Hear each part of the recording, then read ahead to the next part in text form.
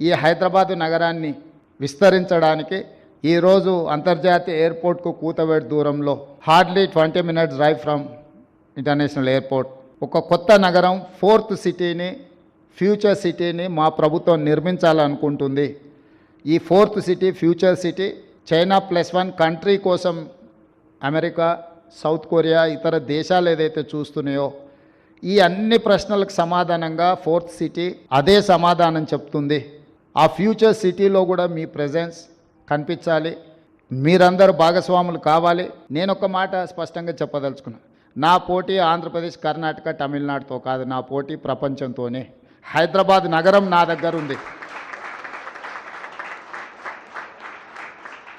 హైదరాబాద్ నగరం నా దగ్గర ఉంది.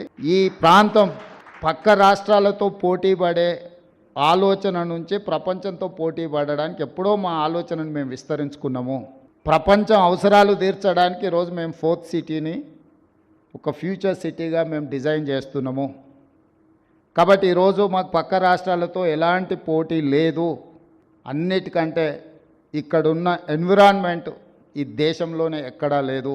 ఇక్కడున్నంత మంచి వాతావరణం, ఇక్కడున్నంత శాంతి భద్రతలు, ప్రశాంతంగా ఉండడం, ఎక్కడి నుంచైనా కనెక్ట్ కావడానికి అన్ని రకాల ఇన్ఫ్రాస్ట్రక్చర్ మన దగ్గర ఉన్నది. కాబట్టి రండి, తెలంగాణ రాష్ట్రంలో పెట్టుబడులు పెట్టండి. మీ పెట్టుబడులకు భద్రత ఉంటుంది, మీ పెట్టుబడులకు లాభము ఉంటుంది. మీకు కావాల్సిన సాంకేతిక నైపుణ్యాన్ని అందించే యువశక్తి తెలంగాణ రాష్ట్రంలో ఉంది. తెలంగాణ రాష్ట్రాన్ని సాధించిన యువశక్తి తెలంగాణ నిర్మాణంలో ముందుకు వస్తారు. తెలంగాణ రాష్ట్ర ముఖ్యమంత్రిగా నేను స్పష్టంగా పెట్టుబడిదారులకు నేను హామీ ఇస్తున్నా.